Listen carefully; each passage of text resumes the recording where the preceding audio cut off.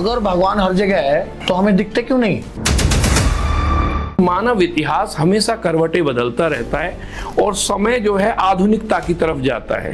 तो भोले बाबा बल्ब है, बहुत सुंदर, गणेश जी एसी हैं, बहुत सुंदर। पार्वती मैया हीटर है। धर्म की परिभाषा को आप कैसे बता पाएंगे कि धर्म है क्या जब तक अधर्म ना होगा?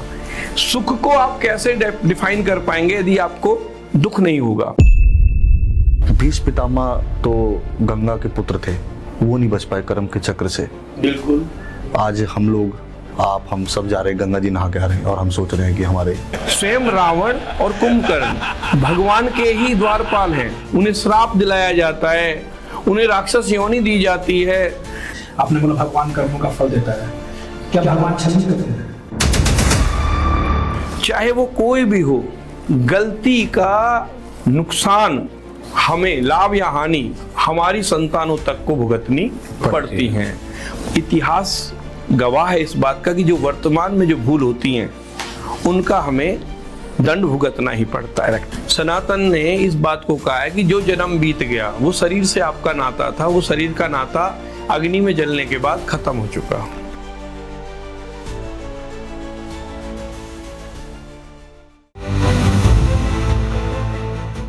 दोस्तों नमस्कार, मैं अनिकेत शर्मा आज फिर आप लोगों के लिए एक जबरदस्त युद्ध लेकर, युद्ध भी मान सकते हैं आप इसे, डिबेट भी मान सकते हैं, बहुत सारी चीज़ों के ऊपर आज मेरे को भी बहुत चीज़ें हैं जिसमें मैं क्लियर होना चाहता हूं भगवान की साइड से। तो आज हम बात करेंगे हमारे अशोक आचार्य जी के लिए। नमस्कार सर, कैसे? नमस्कार, कैसे हैं सर आप? बहुत बढ़िया। अच्छा लगा कि यदि ईश्वर के बारे में ही डिबेट होनी है तो ईश्वर से साक्षात्कार हो जाएगा आपका भी और रिवीजन हो जाएगी मेरी भी। भाई वाह। और दोस्तों मेरे साथ मेरे दो ज़बरदस्त भाई मौजूद हैं, दोस्त भाई, हर चीज़ में साथ देने वाले। अमन जी का मैं धन्यवाद करूंगा, आप आए सर, आज आपने शोभा बढ़ाई शो की। संतोष पांडे जी जो है प्रकांड पंडित, ये भी एक लेवल के, संस्कृत में एमए किया हुआ है इन्होंने दोस्तों, तो आज ये भी हमारे साथ इस शो का हिस्सा बने हैं, इनका भी बहुत बहुत धन्यवाद। तो पंडित जी, मेरा पहला मैं ये जानना चाहता हूँ कि आप अक्सर, आपसे मैं मिलता हूँ, आप कहते हो भगवान हर जगह है। अगर भगवान हर जगह है तो हमें दिखते क्यों नहीं? ये तो आपने बहुत आसान सा क्वेश्चन है वैसे। अच्छा, हाँ, तो यही क्लियर कर दो आप हमारा क्वेश्चन। तो असलियत में ईश्वर एक शक्ति है। अच्छा। और इस शक्ति को आप, जैसे कोई भी शक्ति आपको दिखाई नहीं देती, उसका कोई स्वरूप नहीं होता। शक्ति जब भी अपना स्वरूप में आएगी तो उसे किसी ना किसी की आवश्यकता पड़ेगी, एक शरीर की। जैसे बिजली एक शक्ति है, ऊर्जा को आप तारों के जरिए आप ले जा सकते हो, कहीं भी उसका जाल बिछा सकते हो जी, वो शक्ति है उसके अंदर जी। नंगे तारों में वो शक्ति, हमें तार तो दिखाई देता है, उसके अंदर बिजली है या नहीं है, विद्युत है या नहीं है, वो हमें नहीं पता चलता। जब उसे छू के देखेंगे तो करंट लग रहा है तो बिजली है, नहीं लग रहा है तो नहीं है। परंतु जैसा कि आपने कहा कि हम हर व्यक्ति का इस पूरे भूमंडल पे अलग अलग ईश्वर है, मगर ईश्वर एक ही है, शक्ति एक ही है। जैसे विद्युत से उपकरण अनेक प्रकार के चलाए जा सकते हैं। आप एसी चलाएंगे तो आपको अलग उसका आनंद आएगा जी, मगर आप उसी विद्युत को डालेंगे आप अपने बल्ब के अंदर तो उसका अलग आनंद आएगा। उसी विद्युत को आप हीटर के अंदर डालेंगे तो वो आपका अलग आनंद देगा, यानी गर्मी देगा। इसी तरह से उसी विद्युत को आप फ्रिज में डालेंगे तो आपको ठंडक बनाएगा। कहने का तात्पर्य यह हुआ कि ईश्वर के रूप अलग अलग हो सकते हैं, मगर ईश्वर जो है एक शक्ति है जो आपको इन नंगी आंखों से कभी नहीं दिखती। तो मतलब आपने जो ये एग्जाम्पल दिया है बिजली का, तो बिजली तो आकाश में दिखती है, वहां तो तार है नहीं, जब वो कड़कती है तो दिखती है। तो ऐसे हमें भगवान क्यों नहीं दिखते कभी कभी? बिल्कुल, जो बिजली आपको दिखती है हाँ, वो प्रकाश है। और यदि आप उस प्रकाश को देखें, प्रकाश आपको सामने दिखाई दे रहा है मगर आप उसे महसूस नहीं कर पा रहे। आपके दिन और रात का जो चक्र है, आपके सामने जब चीजें, आंखें बंद होती हैं और आंखें खुलती हैं, आपने कभी बंद आंखों से जैसे बंद आंखें होने के बाद तो अंधेरा हो जाना चाहिए, जी, मगर आंखें बंद करने के बाद भी प्रकाश का अनुभव, वही ईश्वर है। ओके। तो मतलब कि आपका कहने का मतलब ये था मेरे से, तो फिर ये जो हम भगवान को महसूस करें सिर्फ, या मंदिर में भी जाए या महसूस ही कर लें?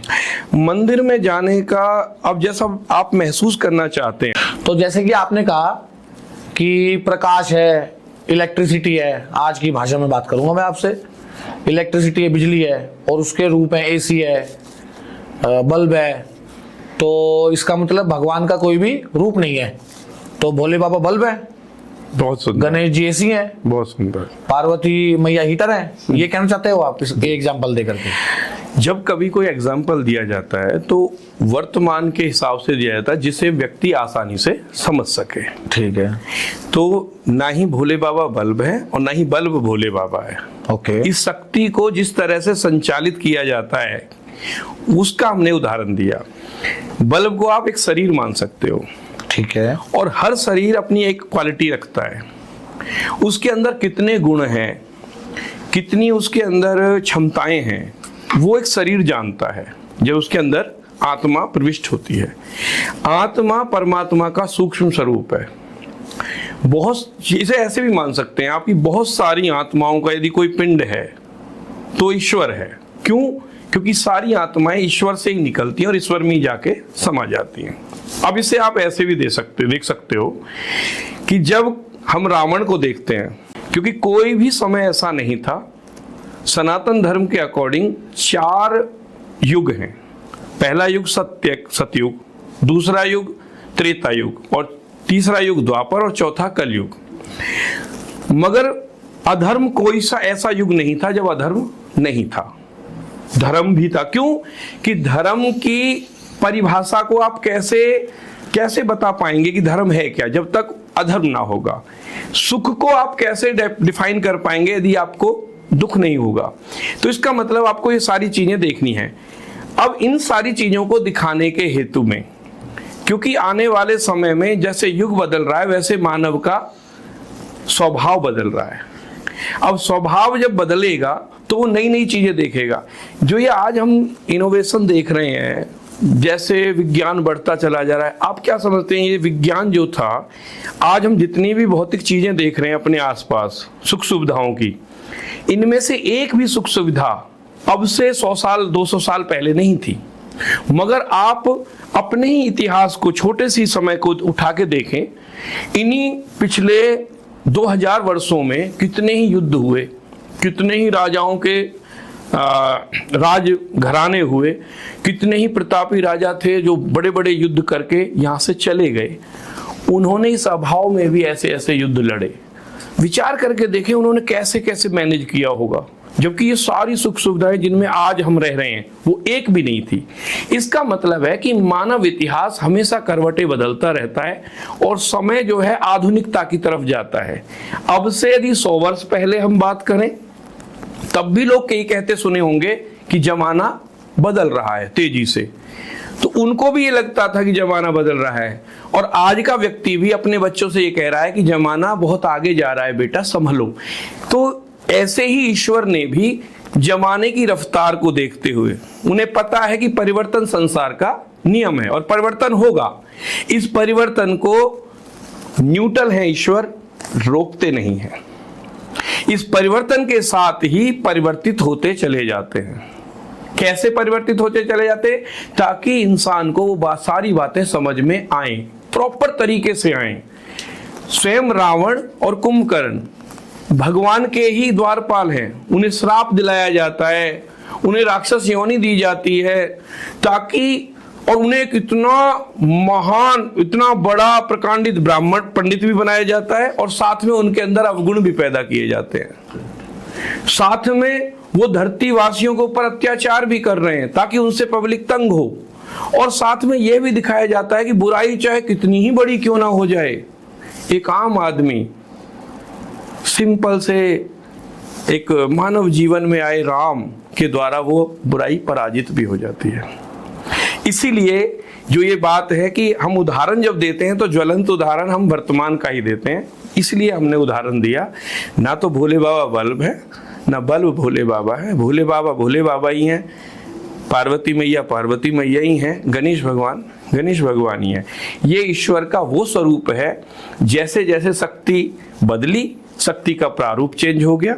और इस प्रकार से ये हमारे समक्ष है कि जैसे हम किसी भी गुण को देखते हैं किसी के लिए, तो उसी गुण के प्रति हमारी आस्था बन जाती है। बल के लिए जैसे हम हनुमान जी को याद करते हैं, बुद्धि के लिए माता सरस्वती को याद करते हैं, विद्या के लिए, बुद्धि के लिए, इसी प्रकार बुद्धि के देवता हमारे गणपति महाराज भी हैं।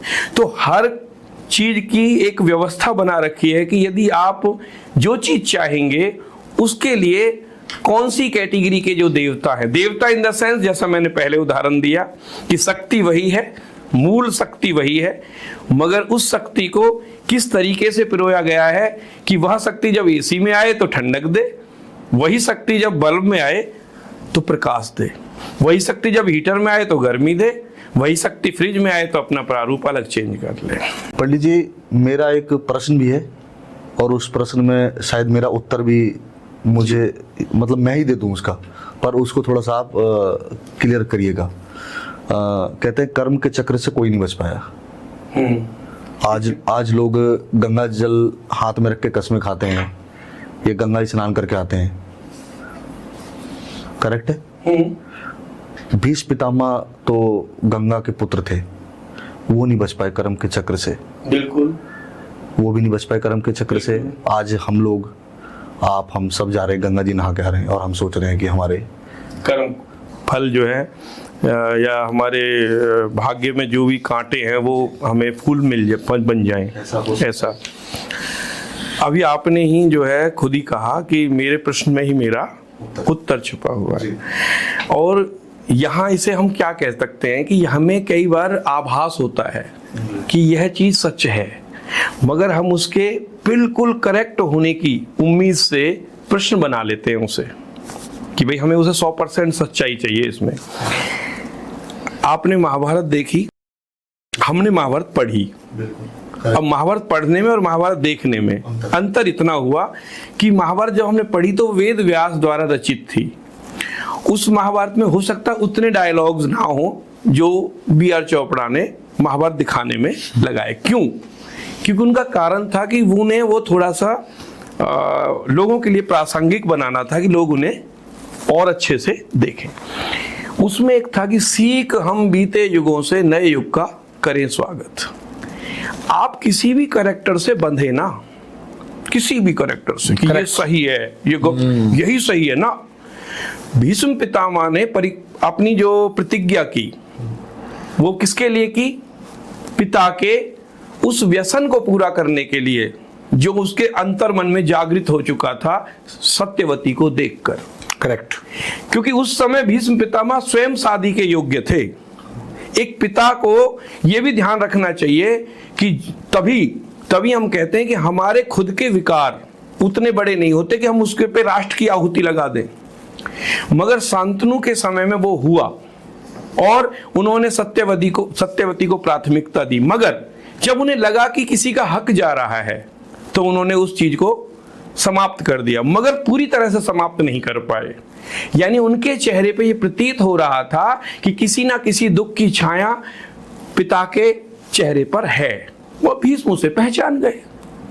भीष्म ने उस कारण को जाना और प्रतिज्ञा ले ली। अंधी प्रतिज्ञा हमेशा दुखदायी होती है। इसका निवारण स्वयं भीष्म ने भीष्म पर्व में भगवान कृष्ण के सामने किया कि हे युधिष्ठिर, यदि राज्य को बहुत अच्छे से रखना है, सुचारू रूप से कार्य करना है, तो कोई भी प्रतिज्ञा किसी राष्ट्र से बड़ी नहीं हो सकती। स्वयं व्यास जी ने कहा, जब खुद सत्यवती ने, जब उनका वंश खत्म सा हो गया था, तो कहा कि भीष्म, तुमने जो प्रतिज्ञा ली है शादी ना करने की, मैं खुद आज्ञा दे रही हूं, उस प्रतिज्ञा के बंधन से तुम्हें हटा रही, मुक्त कर रही हूं, तुम शादी कर लो। तो उनका नहीं माता, ऐसा नहीं हो सकता, क्योंकि ये प्रतिज्ञा जो है मैंने आपके पिताजी को दी थी और अपने पिताजी के लिए दी थी। पिताजी का स्वर्गवास हो गया तो सत्यवती के पिताजी भी आ गए, अधीरथ। उन्होंने जो है, अधीरथ नहीं थे, उन्होंने आके कहा कि भाई मैंने प्रतिज्ञा आपसे ली, मैं ही उसे, बोले कि आपने मुझसे ली तो सही पर दी तो मैं नहीं थी, प्रतिज्ञा उन्होंने छोड़ी नहीं। और जब वो व्यास जी के पास गए तो स्वयं व्यास जी ने कहा कि यदि सत्यवती तुम्हारी माँ होती तो शायद तुम उनकी बात मान जाते, क्योंकि कोई भी प्रतिज्ञा माँ के वचन से बड़ी नहीं हो सकती। वाह। इसीलिए स्वयं उन्होंने अपने लिए, इतिहास गवाह है इस बात का कि जो वर्तमान में जो भूल होती हैं उनका हमें दंड भुगतना ही पड़ता है। जैसा आपने कहा कि कर्म की बात, कर्म चक्र, अब हम इसे थोड़ा सा नॉर्मल लोगों में ले लेते हैं। चलो भीष्म तो बहुत बड़े हो गए, नॉर्मल लोगों में ले लेते हैं जो ये कहते हैं कि अभी गंगा जी नहा लेंगे, स्नान करें, पाप धुल जाएंगे। नहीं धुलते। इसलिए नहीं धुलते कि पाप, भगवान ने एक वचन दिया है अपने भक्तों को, गीता में कहा है कि हे अर्जुन, कोई व्यक्ति कितना ही पापी क्यों ना हो, और यदि वो मेरे शरण में आ जाए, मुझे समर्पित हो जाए पूरी तरीके से, तो मैं उसे सभी पापों से मुक्त कर दूंगा। मगर कब कर दूंगा? जब वो पूरी तरह से शरण में आ जाए। हाँ, यदि शरण में इस तरह से आया है कि आज अपने पापों को, पिछले साल वालों को तो धुलवा लेता हूँ और फिर आगे फिर कर लूंगा, किसी को क्या पता चल रहा है, तो ऐसे कभी भी वो पाप दूर नहीं होंगे। ऐसी गलतियां मानव कर रहा है, और ऐसी गलतियां मानव कर रहा है। पहले तो मैं अनिकेत बाबू की तरफ जाना चाहूंगा ये पूछने कि क्या उन्हें ये पता चल चुका है कि भगवान है? अगर भगवान है तो आपने कहा तो फिर ये जो प्रकाश है इसको भी किसी ने बनाया होगा। बिल्कुल। तो इसका मतलब भगवान को भी किसी ने बनाया होगा। भगवान को किसी ने नहीं बनाया। तो बिजली को किसने बनाया है? बिजली को बनाया है। असलियत में क्रिया की प्रतिक्रिया है। समझिए कि कोई भी चीज बिना जोड़े के कभी नहीं बनती। प्रकृति और पुरुष ये दो भगवान के स्वरूप हैं। प्रकृति तो ये भगवान नेचर ने स्वरूप बनाए हैं, स्वरूप हैं, जैसे स्वरूप हैं, जैसे बाय डिफॉल्ट है, बाय डिफॉल्ट हैं। ठीक है, ठीक है। प्रकृति है। अब प्रकृति पे मानव का जो पैदा होना, ये भगवान का काम है। फल के बीज हैं, उस बीज को यदि आप अपने उसमें रखें, किसी थैली में डाल के रखें, वो कभी भी बीज अंकुरित नहीं होगा। उसे अंकुरित होने के लिए पृथ्वी का सहारा चाहिए। जो जल के सहारे से होंगे जल से होंगे, नहीं तो पृथ्वी के सहारे से होंगे। इसीलिए प्रकृति और पुरुष, यदि प्रकृति और पुरुष में दूरी हो जाए, प्रकृति कहे कि नहीं मुझे किसी पुरुष की आवश्यकता नहीं है, तो प्रकृति उत्पादन नहीं कर पाएगी, उसे पुरुष की आवश्यकता। पुरुष यानी शक्ति, शक्ति यानी ईश्वर। तो ईश्वर मतलब सबसे ज्यादा ताकतवर ईश्वर है।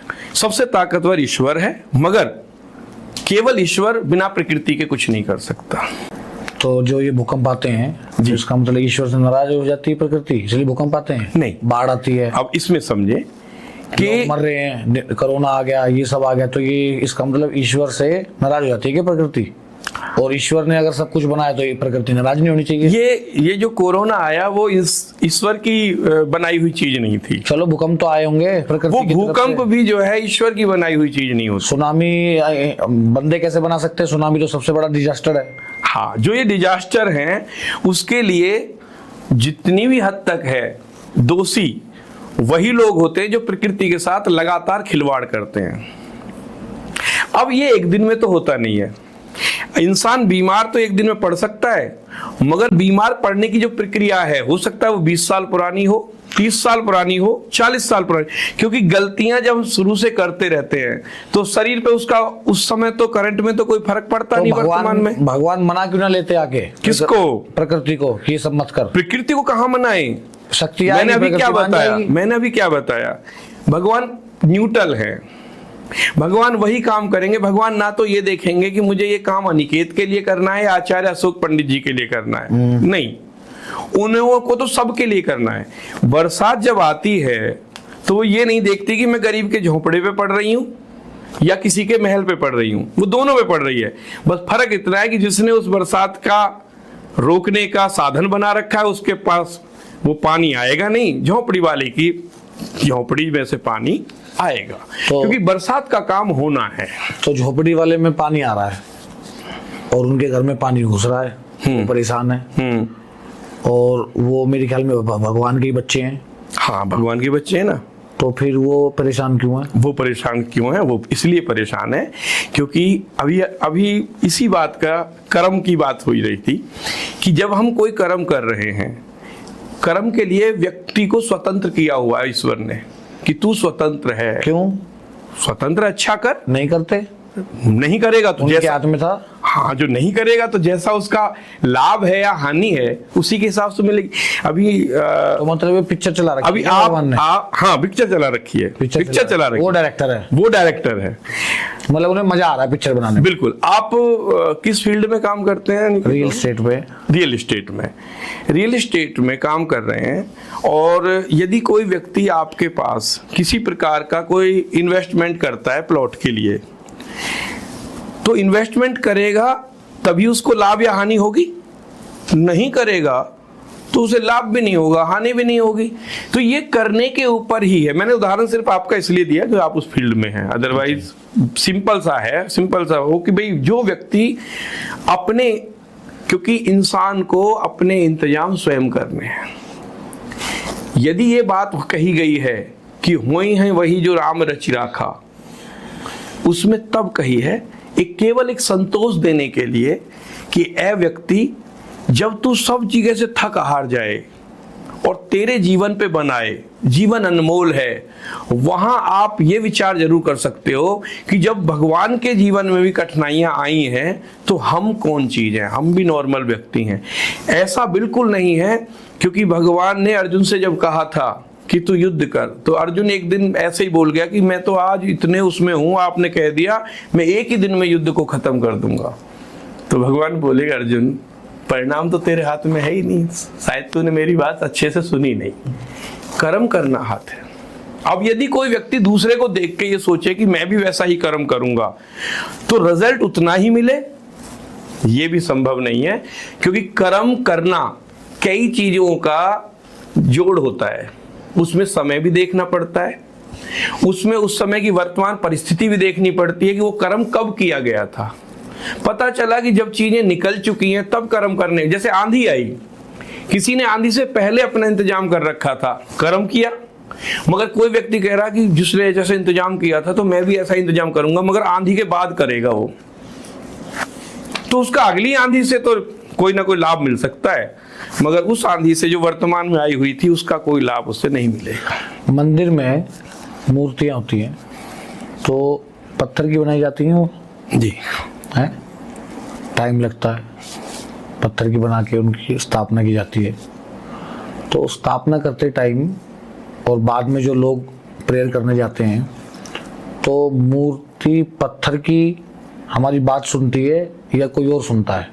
असलियत में यदि आप इसको बहुत ही प्रैक्टिकल लेना चाहेंगे जी, तो जैसे हर व्यक्ति की अपनी क्लास होती है, पहली क्लास का बच्चा उतनी ही बातें जानेगा जितनी उसके सिलेबस में होंगी, थोड़ा उससे एक्स्ट्रा जान जाएगा।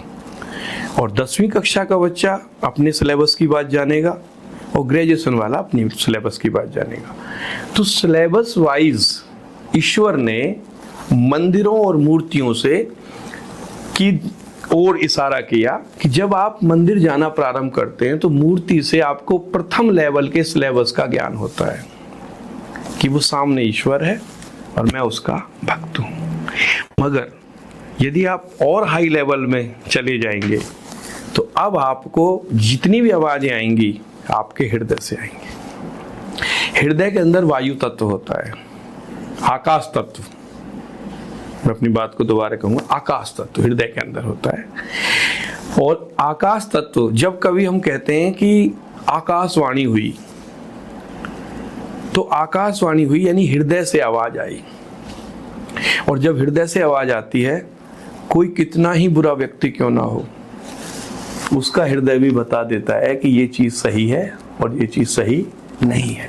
मगर बुद्धि, उसकी तीव्र बुद्धि उस बात को माने या ना माने, ये डिपेंड करता है उसकी स्वयं की परिस्थिति, काल और उसके स्वभाव के ऊपर। तो मेरे घर में मंदिर है जी, मुश्किल से मैं 30 सेकंड भी नहीं देता, ठीक है, लेकिन मैं अपने हृदय की बात सुनता हूँ। पूजा हो रही है, तो इसमें पूजा हो रही है मतलब पूजा हो रही है, ईश्वर का चिंतन लगातार चल रहा है। अगर मैं हृदय की बात का मतलब है कि मेरे को जैसे आपने कहा ना अभी, तो मुझे ऐसे अपने आप से एहसास होता है कि मैं अगर किसी के साथ ऐसा कुछ कर रहा हूँ तो वो अच्छा तो कितना अच्छा होगा और बुरा होगा तो कितना बुरा होगा। तो मैं उसमें अच्छा चूज करता हूँ, चाहे उसमें मेरा बुरा हो जाए। ठीक है। तो ये प्रक्रिया कर रहा हूँ अगर मैं, तो उसके बाद भी मुझे अगर मन ना कर रहा हूँ मंदिर जाने का, तो मैं ठीक हूँ कि गलत हूँ? मंदिर जाने का मन नहीं कर रहा या कर रहा है, ये दोनों बातें इस तरह से ले सकते हैं आप कि एक तरफ तो आपको ईश्वर के ऊपर विश्वास नहीं है, तब आपका मन में मंदिर जाने का नहीं कर रहा है, और एक आप ईश्वर को पूरी तरह से जान चुके हैं।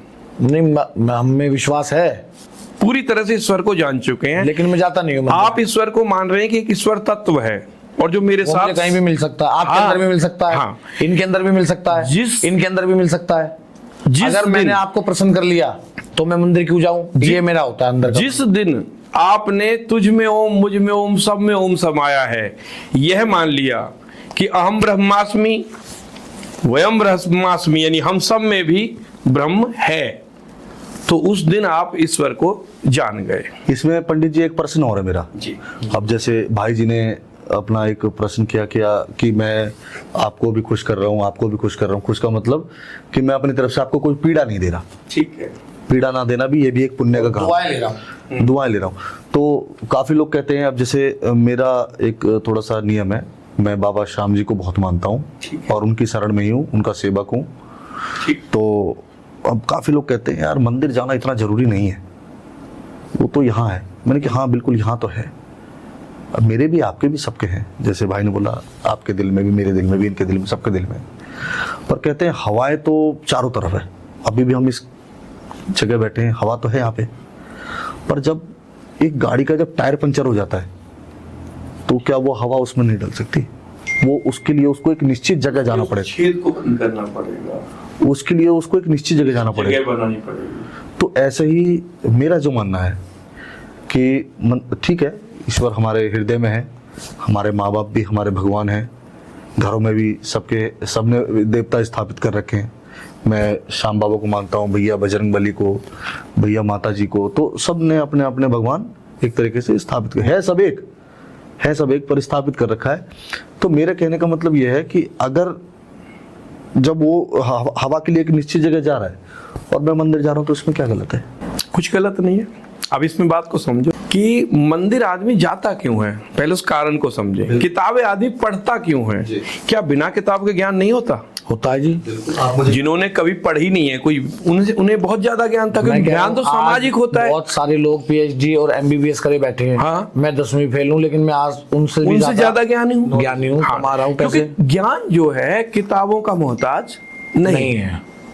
ज्ञान यहाँ है, मगर किताबें क्या करती हैं? किताबें रिवीजन कराती हैं। मान लीजिए कभी हमारे से यो माइंड वाली जो किताब है वो यदि धूमिल पड़ गई, हो ही नहीं सकती। बताऊंगा कैसे पड़ेगी। क्योंकि दिमाग जो है एक पूरी तरह से, जैसे आज के समय का हम कंप्यूटर मानते हैं, ऐसे ही हमारा दिमाग है। हैंग हो सकता है ये दिमाग भी, कभी कभी दिमाग खराब हो जाता है। जैसे दिमाग खराब हो गया, वो दिमाग खराब ही इसलिए होता है, हैंग हो जाता है। अधिकता आने के बाद, किसी भी चीज की अधिकता आने के बाद देखना आप कि एक मतलब कि व्यक्ति अगर कोई 3,000 रुपए बंदा कमा रहा है और वो 40-50 हजार कमाने लगे, तो उसका दिमाग हैंग हो जाता है। हैंग हो जाता है। अब सुनिए क्यों हो जाता है। हमेशा नहीं होगा। यदि उसने दिमाग की अपनी मेमोरी बढ़ा रख ली है तो नहीं होगा, अपग्रेड कर लिया दिमाग को तब नहीं होगा। मगर यदि अभी वही नैरो माइंड है और वजन उसके ऊपर ज्यादा है, तो साहब उसका दिमाग खराब हो जाए। तो उस खराबी में वो कुछ भी कर सकता है। उस खराबी में, दिमाग खराब में, वो ना तो किसी को कुछ समझेगा, कुछ नहीं, बड़ों का आदर नहीं करेगा, अपने आप को नहीं समझेगा। अपनी कई बार आपने देखा नहीं, जरा सा नुकसान हुआ फांसी खा ली, जरा से वाद विवाद हुए मर गया, जरा सी कोई बात हुई। अब इसमें क्या है, वो खूब भगवान के यहाँ जाता है, सारी बातें करता है, मंदिर भी जाता, फिर भी वो फांसी खा लेता है। क्यों? उसका कारण है कि उसने अपने दिमाग को अपग्रेड नहीं किया। अपग्रेड अब उसका नुकसान क्या है? चलो फांसी वासी अगर किसी ने नहीं खाई तो उसका नुकसान क्या हो सकता है उसे? उसका नुकसान, जैसे बहुत ज्यादा ज्ञान हो गया। अभी जब वो जिस समय ज्ञान को अर्जन कर रहा था, उस समय उसकी सोच थी कि मैं ज्ञान लेके और समाज को जो है उत्थान के मार्ग पे लाऊंगा। मगर जैसे ही उसे ज्ञान हुआ, अरे ये साले कीड़े मकोड़े हैं, इनको कहाँ तक उठाऊंगा मैं।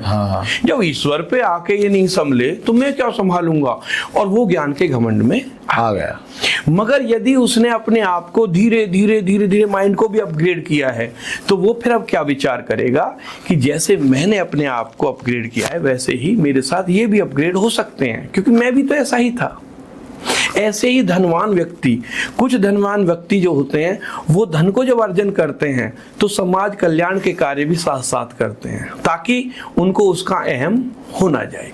जब हम कहते हैं कि तेरा तुझको अर्पण क्या लागे मेरा, होता तो उस समय भी सारा अपना ही है। सही। अर्पण ही तो कर रहे हो, बाद में तो अपने पास ही रख लेते हैं। मगर इसमें भी कहीं हद तक उसे इस बात का अहम ना हो कि ये सब मेरा है।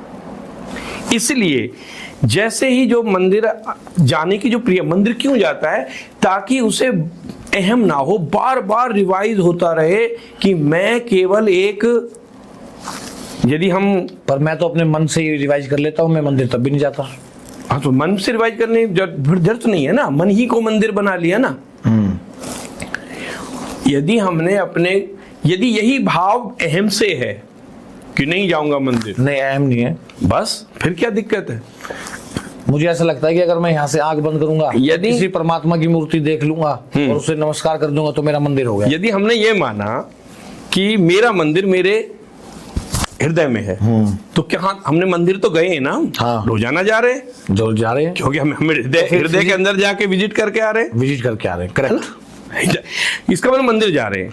तो अब इसका मतलब जो मंदिर जा रहे हैं, परमात्मा उनकी पहले सुनेंगे, हमारी पहले सुनेंगे, या किसकी पहले सुनेंगे? हाँ, जिसके अंदर भाव अच्छे होंगे। ओके। अब पॉजिटिविटी का ऑरा होगा। अब इसे समझो, अब आप सुनने की समझो जी। कि एक व्यक्ति को आनंद आ रहा है अपनी सिंपल सिटी में, और वो बार बार ये कह रहा है, उसने कभी भगवान से अरदास ही नहीं लगाई कि मुझे बहुत और कुछ चाहिए। वो कह रहा है जैसा मैं हूं इस समय मैं बड़ा आनंद में हूं, तो भगवान वहां उसे सीमित कर देंगे। क्यों कर देंगे? क्योंकि जब ये आनंद में है तो मुझे बिना कारण के इसके आनंद को भंग करने का क्या हक बनता है। अब एक व्यक्ति की इच्छा है कि नहीं, मुझे तो दिन प्रतिदिन तरक्की तरक्की तरक्की करनी है, तो भगवान उसे तरक्की देगा। जैसा ईश्वर से चाहोगे, ईश्वर इन द सेंस कि अपने हृदय से पूछोगे, अपने हृदय से आवाज लगाओगे कि मैं ये करना चाहता हूं। मैंने इस बात को बहुत लोगों को बताया है कि आप जो कुछ बनना चाहते हो वो आप डिसाइड कर लो, आप बन जाओगे। मेरा मन में बड़ा सवाल, बुरे लोगों को मैंने देखा है, लोगों के पैसे मार लिए जाते हैं और लोगों को जो चीज कमिट की जाती है वो नहीं मिलती है। एक का 2 किया जाता है, 2 के 4 किए जाते हैं, लेकिन उनको बताया जाता है मिलता उन्हें है नहीं, और कहीं पर मिल रहा होता है। तो लेकिन जहां पर मिल रहा है वहां पर सब अच्छा है, ठीक है, लेकिन जहां पर कुछ बुरे लोग हैं, उनका परमात्मा इतना लंबा समय क्यों लगाता है उनके साथ, उनको फल देने में, या क्या वो अपने जो हिसाब से अपने माइंड से जो गंदा फैला रहे हैं तो वो क्या सही फैला रहे हैं, ये डिस्क्राइब किया जाता है। क्योंकि जो अच्छे लोग हैं वो तो अच्छा कर रहे हैं, अब वो देख रहे हैं सामने वाले का कुछ नहीं हो रहा, या सामने वाले का हो भी रहा है, तो जिस हिसाब से उसने बद्दुआ ली है वैसा क्यों नहीं हो रहा। तो इसको हम कैसे नाप सकते हैं? अच्छा, थोड़ा आकलन करना, इस दुनिया में अच्छे लोग ज्यादा हैं या बुरे लोग ज्यादा? बुरे लोग ज्यादा हैं। नहीं, आप इसे दोबारा देखना, बुरे लोग होते कम है मगर वो दिखते ज्यादा है। ओके।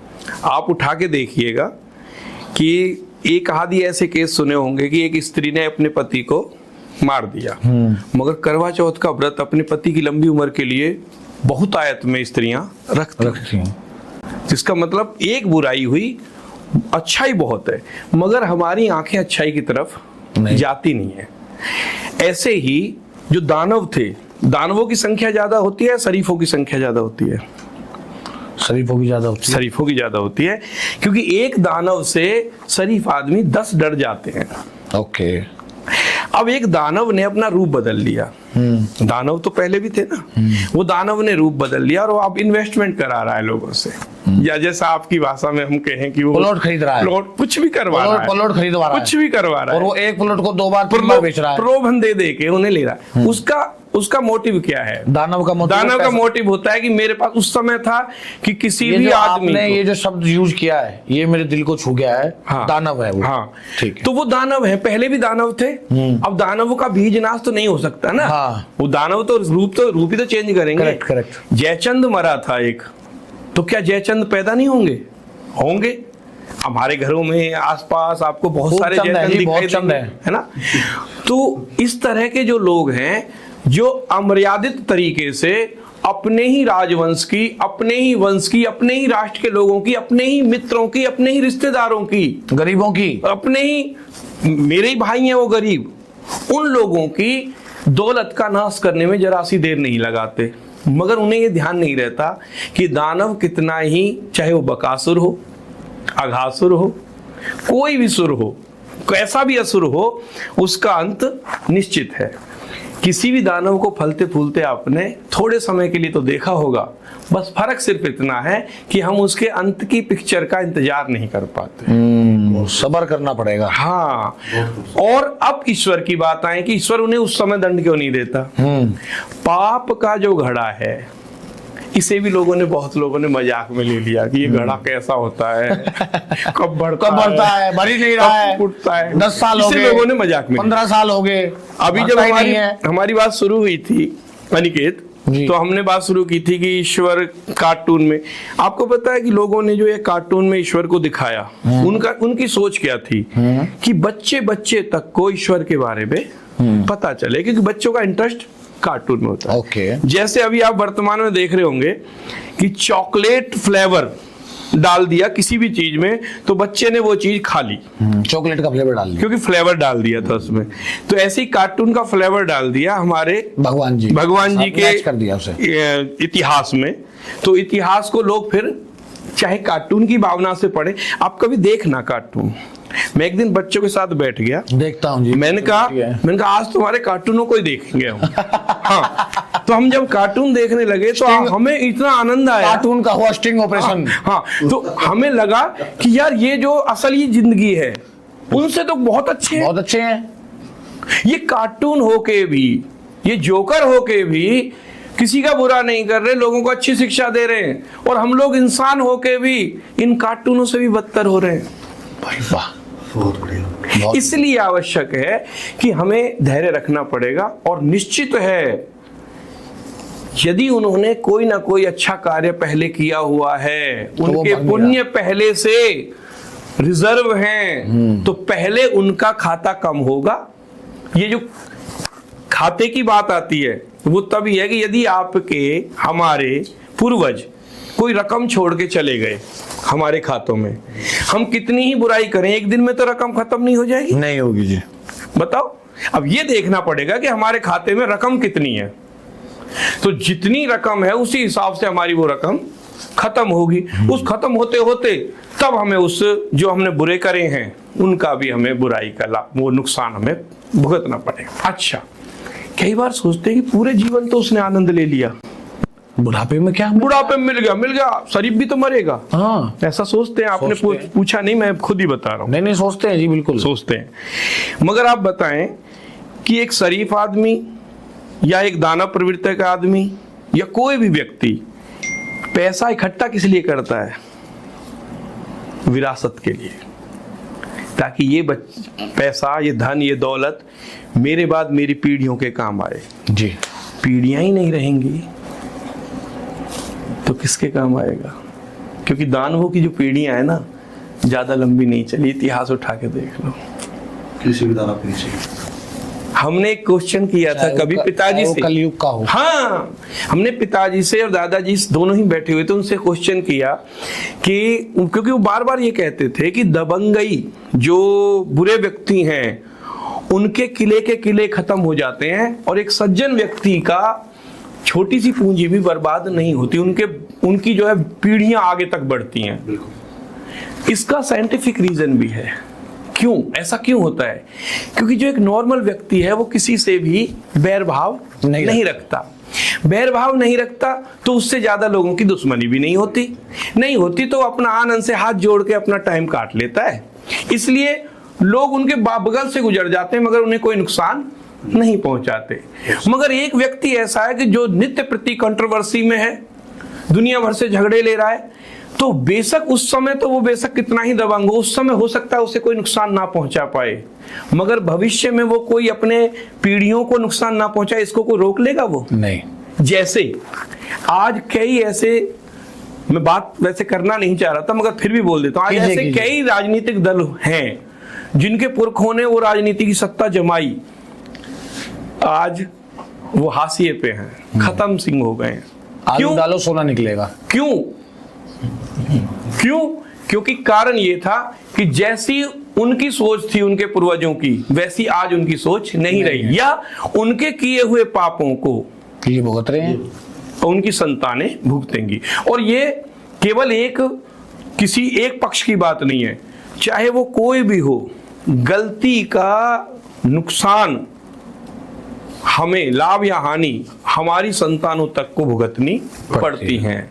और यदि आज हम बैठे हुए हैं अपने वंश का, जब हम नाम लेते हैं और हमारे वंशों की पीढ़ियां कितनी पुरानी हैं, तो हमें गर्व करना चाहिए। इसका मतलब है कि हमारे बुजुर्गों ने कभी कोई गलती अपराध नहीं किए हैं, तभी उनका वंश यहाँ तक पहुंचा है और इससे आगे जा रहा है। और ये भी कर्म है। कर्म कभी किसी का पीछा नहीं छोड़ता। आपने अभी तक जितने बोला भगवान है, मंदिर है, भाई ने भी सब डिसाइड किया, आपने बोला भगवान कर्मों का फल देता है, क्या भगवान छल नहीं करते हैं? बहुत अच्छी बात है। क्या भगवान छल नहीं करते हैं? भैया वाह, भैया हाथ मिलाओ। कितनी सुंदर बात कही है आपने, कमाल कर दिया। किसी एक छल के बारे में बताइए। पार्वती माता के बेटे का सर काट दिया गया, अगर मेरी माँ का मेरा सर काट दिया तो मेरी माँ दोबारा जिंदा नहीं कर पाती, रोएगी, मरेगी, जिंदा संसार घट में। पार्वती माँ के बेटे को जिंदा क्यों किया गया? और गणेश भगवान जी की बात कर रहे हैं आप, ठीक है, क्यों जिंदा किया गया? अच्छा, आप जब लड़ाई हुई उनकी तो किस वजह से हुई? वजह छोड़िए, वजह मैं भी जानता हूँ, आप भी जानते हैं। नहीं। लेकिन वजह तो मेरे लिए भी तो कुछ जन्म का मेरा वजह होगा ना, फिर मैं मरने पर दोबारा मेरे को जिंदा क्यों नहीं किया था? मेरे माँ में पावर नहीं है तो मेरी माँ ने जिंदा नहीं किया, वहाँ पावर था तो उन्होंने पूरा तहस नहस कर दिया। बहुत सुंदर बात कि आप एक नॉर्मल आदमी अपने बेटे को मारने के बाद जिंदा नहीं कर सकता, और भगवान कर दिया उन्होंने कर दिया, इतिहास है।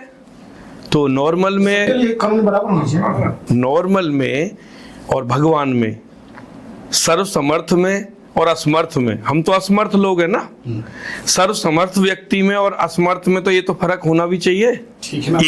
एक मिनट, इसका मैं और पूरा जवाब दूं। दूसरा, क्या यदि थोड़ी देर हो जाती तो स्वयं समर्थ वाले व्यक्ति से भी वो काम नहीं हो पाता? क्योंकि यही क्वेश्चन जो आपने मुझसे किया, यही क्वेश्चन, इसका रूप बदल के मुझसे किसी ने पूछा था कि गणेश जी का सिर कटने के बाद हाथी का सिर लग गया, वो उतनी देर तक कैसे वो रहा, फलाना टिकाना। क्या आज नहीं होता ऐसा कि आपकी आंखें ले ली जाती हैं और वो आंखें एक सही टेम्परेचर में रख दी जाती हैं, और जब किसी को जरूरत होती है तो उसे वो चढ़ा दी जाती हैं? ब्लड एक होता है जान निकल जाना और एक होता है जान रुकना। अब यहाँ पे मैं ये बोलता हूँ कि जैसे कि उन्होंने समर्थ है, अगर मेरा बेटा है, मेरा भाई, मेरा पावर है, नेता हूँ, किसी को मार दिया, रेप कर दिया, तो मेरा बचाना गलत है? फिर आपका बचाना गलत है, अपने पावर का यूज करके गलत है। क्योंकि कारण क्या है कि ये देखना पड़ेगा कि जिसको हम बचा रहे हैं वो समाज का उत्थान करने वाला है या समाज को विघटित खत्म करने वाला, पतन करने वाला है। जी, तो बाप से लड़ाई कर रहे थे, बाप उन्हें पता ही नहीं था, है ना। अब जिसको जैसी अनभिज्ञ व्यक्ति है, जैसे कोई अनभिज्ञ व्यक्ति, जैसे आप अब मुझसे लड़ाई कर रहे हैं, मतलब भगवान के ईश्वर के बारे में, तो बुद्धि के दाता थे, उन्हें तो तुरंत पता था। हाँ, अभी बताते हैं। आप इस चीज को कभी भी ऐसे कभी मत लिया करें, क्योंकि जब बचपन होता है, ईश्वर भी नग्न अवस्था में होता है पैदा, अपनी माँ के पेट से तो जब ही नग्न अवस्था में पैदा होता है। जितने भी बुद्धिजीवी हैं, जिन्हें आज हम बड़ी बड़ी उपाधियां देके उन्हें पूजते हैं, उनके सिर नीचे सिर नवाते हैं, उन्हें आज के परिवेश के हिसाब से पूज रहे हैं हम। यदि हम उनके बचपन के हिसाब से पूजेंगे तो जैसे मैं पैदा हुआ था ऐसे वो पैदा हुए थे। उन्होंने अपनी बुद्धि को तराश तराश के, बार बार घिस घिस के ऐसा उपयोगी बना दिया कि आज वो इस तंत्र पे बैठ गए कि आज हम उनके सामने स्वतः ही सर झुका लेते हैं, क्योंकि उन्होंने उसके ऊपर मेहनत की है। अब बात आती है कि क्या बराबरी का दर्जा, क्या हम बराबरी का दर्जे के चक्कर में बुराई भलाई उसके हर चीज के पहलू पे नजर नहीं डालेंगे? क्या डालनी पड़ेगी हमें। हर व्यक्ति को वो चीजें नहीं मिल सकती, प्रकृति भी नहीं देती। आप ये बताएं कि एक सेब वाला जब सेब लाता है तो उसके अलग अलग कैटेगरी निकाल लेता है, वो उसके भाव अलग अलग कर देता है। अब तो हम सभी के ऊपर सभी को कटघरे में खड़ा कर देंगे, भाई तूने ये क्या किया। उसने उसी जरूरत के हिसाब से उसको कैटेगराइज कर लिया कि हो सकता है मेरे पास 100 रुपए किलो वाला भी आए जिसके पास अभाव है। तो 100 रुपए किलो वाला मतलब इससे थोड़ा सा इस तरह समझे, जिसके पास कर्म का जो लेखा है वो बेचारा पुण्य बहुत कम है। जिसके पास पुण्य बहुत कम है वो हर जगह ही लुटेगा, हर जगह ही पिटेगा, हर जगह मार खाएगा, क्योंकि वो अपने कर्मों में सुधार करना ही नहीं चाहता। उसने सौगंध उठा रखी है, कसम खा रखी है कि हम नहीं सुधरेंगे। हम जब सुधरे, जिसके माता पिता कहते रहे, माँ अपने बच्चे को तैयार करके स्कूल भेज रही है, बेटा स्कूल जा, और वो बंगले झांक रहा है। पिता जो है अपनी रोजमर्रा की जिंदगी में हर चीज ला ला के दे रहा है, मगर बच्चा नहीं मान रहा। और एक समय में आके वही बच्चा अपने पिता को दोष दे रहा है कि मेरे पिता ने मेरे बारे में ये नहीं सोचा, वो नहीं सोचा। तो पिता कौन है? ईश्वर। हम कौन है? वो बच्चा। ईश्वर ने हमें कौन सी चीज की कमी छोड़ रखी है? वो सभी चीजें तो दे रहा है हमें। अब हमारी मन की इच्छा है कि हम उस चीज को ले नहीं पा रहे। तो जब नहीं ले पाएंगे, कस्तूरी कुंडन बसे मृग ढूंढे वन माही, ऐसे घट घट राम है मूर्ख जाने नाही। अब व्यक्ति जब अपने और स्वयं अंधकार बनाए बैठा हुआ है तो प्रकाश आए कहां से? सूर्य तो निकल गया, मगर कोई कमरे के अंदर बैठा हुआ है, मुंदा हुआ बैठा है। अब सूर्य क्या करे? ऊपर से उठ के आके उसके घर में घुसे? वो तो नहीं हो सकता ना। सेम वही है कि जो सामर्थ्यवान है, ठीक है, भगवान उनको पता नहीं था, अनभिज्ञता के कारण गणेश जी का शीश कट गया। बाद में पता चला पार्वती ने रोष किया। रोष करने के बाद उन्हें लगा कि ये तो मेरे से अनजाने में गलती हो गई, तो किया क्या जाए। इस बात को बचपन में जब माता ने हमें कथा सुनाई, माता ने हमें जब ये कथा सुनाई कि इस तरह की बात है, तो एक किसी का बच्चा, हथनी का बच्चा, वो लेके आ गए और उन्हें जो है शीश चढ़ा दिया। अब आप ये बताएं कि जब कभी हमारी माता ने जो हमें जवाब दिया, जब हम कभी खेत में जाते हैं और हमें किसी चीज की जरूरत होती है, आपने भी अपने जीवन में, आपने भी और हमने भी कई बार फल तोड़ लिया होगा किसी पेड़ से, या कोई फसल उखाड़ ली होगी, बिना ये सोचे कि इसकी जिंदगी कितनी है, ये कब पूरी तरह से पका है। हमने बिना उस साइंटिफिक रीजन को जाने जरा सा उस पे पीलापन देखा, अमरूद तोड़ लिया, उसे खा लिया। तो भगवान की हम फसल ही तो हैं साहब। उन्होंने अपनी जरूरत के हिसाब से हमें उसमें रखा हुआ है। एक डायरेक्टर यदि किसी से को फिल्म से बाहर कर दे तो आप बार बार उसे जाके ये कहेंगे भैया आपने मुझे फिल्म से बाहर क्यों कर दिया? तुम चाहो तो कुछ भी कर लो, हमारे लिए लिमिटेशन नहीं। हाँ है। तो हम भगवान नहीं है ना। नहीं तो फिर ये फिर बताए डायरेक्टर है। अब एक अभिनेता आके उससे जाके ये कह रहे, ये तो कंट्रोवर्सी हो गई ना कि जाके नहीं भाई मुझे तूने फिल्म से क्यों निकाल दिया? भाई मुझे लग रहा था कि मेरी फिल्म में तेरा रोल अब यहीं तक था, तेरे मुंह का रोल यहाँ पे यहीं तक था, यहीं खत्म हो गया। बात मैं यहीं पे आपको स्टॉप करूंगी। इसी में आपको उसी बात पे लग रहा था इंसान और भगवान में कहाँ सिमिलरिटीज भगवान ने किया। आज के टाइम पे किसी रास्ते चलती लड़की के साथ मेरा संबंध बन जाए, उससे बच्चा पैदा हो, बच्चा क्या कहलाएगा? बच्चा क्या कहलाएगा? संबंध बन गया, आपका बच्चा हो गया और बच्चा क्या कहलाएगा? बच्चा कहलाएगा, आपका पुत्र है वो। कैसे मानोगे तो पुत्र है, हाँ। ठीक है, लड़की का तो पुत्र नहीं होना चाहिए। क्यों? लड़की से ही तो पैदा हुआ वो। शादी तो नहीं हुई ना, रास्ते चलते हुआ, फिर लड़की कहीं और मैं कहीं और। हाँ, तो इस रिश्ते को क्या नाम देंगे? इस रिश्ते को यदि आज के समय में नाम देंगे पवित्र, तो अपवित्र रिश्ता है ये। अब समझना इसकी बात। मगर यदि आपने उस समय के दौर के हिसाब से चलेंगे, इस समय सतयुग में, त्रेता युग में, द्वापर युग में, कौन सी युग? जो भी आप उदाहरण देने वाले हैं अभी, क्योंकि उदाहरण तो आप ही मैं देंगे। उसी दौर में चलूं। हाँ, उसको बताएं। ठीक है। वेद व्यास कौन थे फिर? हाँ, वेद व्यास कौन थे? वेद व्यास सत्यवती के पुत्र थे, पाराशर जी के पुत्र थे। तो सत्यवती और पाराशर जी की संतान थे वेद व्यास। सही कैसे हुए? गलत कैसे हुए? उनकी शादी हुई थी? आपको पता है कि आज जैसी प्रधानता है, हम जैसे पुरुष प्रधान देश होता है, स्त्री पहले स्त्री का, यानी कि माता के जन्म, माता के गर्भ से जिस बच्चे ने जन्म ले लिया उसे भी पुत्र का दर्जा उस पिता से मिल जाता था। जब उसने दूसरी भी शादी कर ली है ना कहीं, और वो पिता है, तो उस पिता का दर्जा मिल जाता, जैसे करण को मिला था। उसी युग में जैसे कर्ण को बदनामी क्यों? वेद व्यास को बताएं करण को कब बदनामी मिली? पूरी दुनिया बदनाम करती थी। कैसे?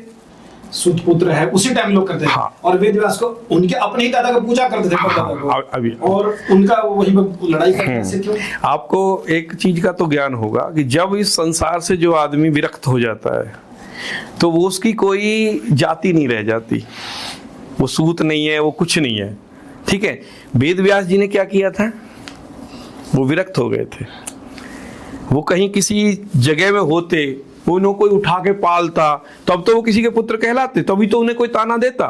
ताना देने की गुंजाइश ही नहीं थी। मैं बोल रहा हूँ ये रिश्ता क्या है? इसका मतलब मेरा भविष्य मुझे नहीं पता, मैं रास्ते चलूं, 4-5 लड़कियों से बच्चा पैदा करूं, मुझे क्या पता विरक्त होगा कि नहीं होगा? मैं तो मेरा कर्म कर रहा हूँ। नहीं, देखो हमारे अध्यात्म के इस डिबेट में ये जो 4-5 से जो रिश्ता वगैरह, इस जो बातें हैं, शायद थोड़ी सी अनर्गल सी लगे, ऐसे नहीं पर मैं इस बात को क्लियर करना चाहता हूं कि हर जब हम एक दायरा कौन बनाता है, किसी एक दायरा, सीमा या एक बाउंड्री कौन बनाता है, कौन तय करता है? हम खुद अनिकेत, हम खुद। जब भी कभी हम कोई कार्य करने जाएंगे, किसी चीज की भी संरचना करेंगे, तो उसका एक दायरा सेट कर देंगे जी, ठीक है। आप जिस दायरे की बात कर रहे हैं वो दायरा है आज का। कलयुग का अपना दायरा है, द्वापर का अपना दायरा है, त्रेता का अपना दायरा है, सतयुग का अपना दायरा है। अब आप ये विचार करें कि रावण को मारने के लिए दायरे से बाहर नहीं आए भगवान, मर्यादा में रहे। कैसे मर्यादा? कैसे कि हिरण्यकश्यप को मारने के लिए तो सीधा ऊपर से आके तुरंत मार दिया, खंबे से प्रकट हो गए। रामायण में दायरा क्रॉस हुआ, बताओ। और त्रेता में कम से खंबे से प्रकट हुए। राम रावण के दामाद थे, लड़ाई क्यों कर लिया? और सीता लक्ष्मण की बहन थी, भौजाई कैसे हो गई? जो ये आप बात कर रहे हैं ना, अरे सुनो, जितनी भी आप ये बातें कर रहे हैं, ये बातें हैं जो आपने जहां से भी पढ़ी हैं, ये छेपक होते हैं। छेपक के विषय में आप जानते हैं? नहीं, बताइए। छेपक क्या होता है कि मूल ग्रंथ से किसी ने कोई चीज उठाई और उसमें कोई एक अपना प्रसंग जोड़ा और उस मूल ग्रंथ का नाम देके उसे आगे बढ़ा दिया। नहीं। हाँ, ऐसा ही है। और मूल ग्रंथ से चीजें बहुत सारा विस्तृत एक सिस्टम बन गया। वरना सीता कौन थी? बताइए। धरती पुत्री थी। धरती पुत्री थी। प्रैक्टिकली किसको मिली थी? जनक जी को, है ना। उन्होंने वो पाली। पुत्री किसकी हो गई? जनक जी की। हम यहां तक देखें। हम बहुत गहराई में जाने की सोचें कि वो बीज किसका था, तो ये सारे बीज परमात्मा के ही पाएंगे आपको। लेकिन आप मानते हैं कि सीता लक्ष्मण जी बहन थे, भाई बहन थे? सीता और लक्ष्मण जी भाई बहन थे, धरती पुत्री की वजह से थे ना। सुनो तो धरती, क्यों हो गए फिर? सुनो तो सही। धरती पुत्री की वजह से आप किसी को कैसे, अब जैसे आपका गोत्र कौन सा है? अंग्रेजी गोत्र। और आपकी जो पत्नी है उनका गोत्र कौन सा है? उसका गोत्र मेरे को पता ही नहीं। भारद्वाज कौन है आपके? मेरी मम्मी है, माता जी। और मेरे पापा हैं अंग्रेजी गोत्र। इनकी माता जी भारद्वाज ऋषि, भारद्वाज गोत्र है, और मेरा भी भारद्वाज गोत्र है। मगर इनकी माता जी मुझे राखी नहीं बांधती। ठीक है। और कहीं ना कहीं भारद्वाज गोत्र की विवाह शादियां जो और जगह हो रही है, हम जब तक कुतर्क करना चाहते हैं तो कुतर्क के समय में हम उन चीजों को पॉइंट आउट करते हैं जो छोटी छोटी हमें लिंक वाइज कहीं से लिंक मिल जाए। अदरवाइज हम सब भी तो धरती में से ही पैदा हुए मैं हैं। आपको फिर से रोकूंगा। भारद्वाज ऋषि बहुत पुराने हैं। हाँ। मैं त्रेता युग में ही बात कर रहा हूँ। मैं उसी टाइम लक्ष्मण जी जन्म थे, उसी समय उसी टाइम सीता जी को जन्म था।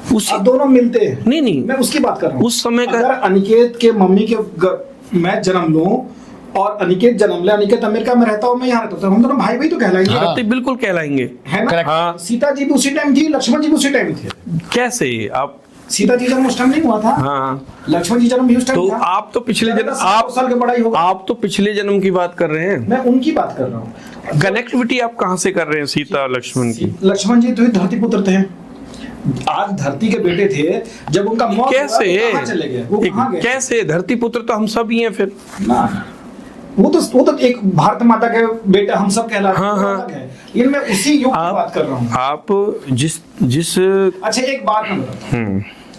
आज मेरी बहन है, मुझे पता चला कि पिछले जन्म में, आज मेरी कोई रिलेशन में कोई है, साली लगती हो चाहे भाभी लगती हो, पिछले जन्म मुझे पता चला कि वो मेरी बहन थी, पता चल जाए।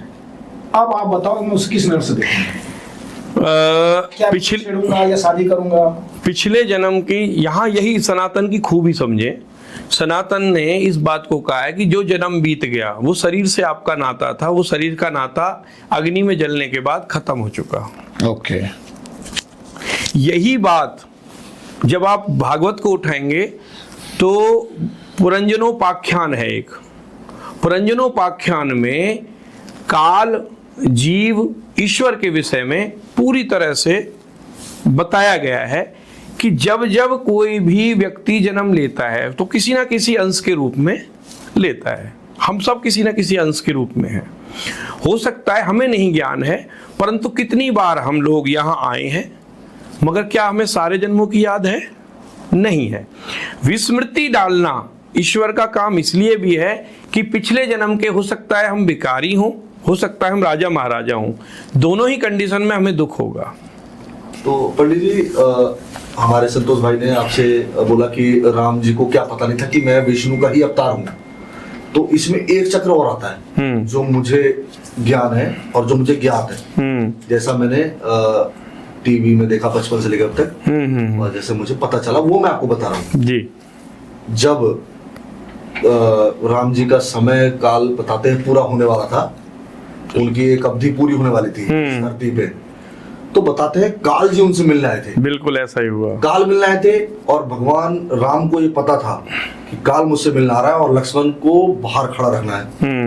उन्होंने पूरा उसको, मतलब लक्ष्मण जी को पूरा आदेश दे दिया था कि अंदर ना आने पाए, चाहे तू हो चाहे कोई भी हो, अंदर ना आने पाए, क्योंकि उनको ज्ञान हो चुका था कि मैं विष्णु हूँ, मैं अवतार हूँ, काल मेरे पास आया। और उस समय जो मैंने टीवी में देखा, मैं आपको बता रहा हूँ कि जब वो बैठे थे और काल बैठे थे तो वो अपने असली स्वरूप में बैठे थे। काल भी अपने असली स्वरूप में बैठे थे और राम जी भी अपने असली स्वरूप में बैठे थे। तब उन्होंने बोला था कि प्रभु ब्रह्मा जी ने मुझे भेजा है और आपकी अब जो यहाँ धरती पर रहने की जो अवधि है वो पूरी हो चुकी है। अब आप अपने निवास स्थान विष्णु धाम, क्या बोलते हैं उसको, गोलोक धाम, बैकुंठ धाम आप चलिए। ठीक है। तो ये उनको ज्ञान था। यहाँ मैं भी थोड़ा सा इस पे मैंने थोड़ा सा प्रश्न उठाया, तो इसका भी जवाब आप थोड़ा सा मुझे दीजिए ताकि एक जगह मैं और इसको बोलता हूँ। जब राम जी ने धनुष तोड़ा था, परशुराम भगवान आए थे, तो परशुराम भगवान को शांत करने को अपना रूप दिखाया था। ये लिखा भी है रामायण में। हाँ, उन्होंने कहा था कि प्रभु मैं आपका ही दास हूं, आप मुझे पहचानने की कोशिश करो। तो परशुराम जी ने अपने जो कहते हैं ना दिव्य दृष्टि जो होती है, जो दिव्य दृष्टि उनको प्रदान हुई, तो दिव्य दृष्टि से परशुराम जी ने जब देखा और उन्होंने जो अपने दर्शन कराए तो वो समझ गए कि ये मेरे ही अंश है। उनको पता था ये मेरा अंश है और परशुराम जी को पता चल गया मेरे अंश है। दोनों देखिए अंश थे, तो कोई छोटा बड़ा।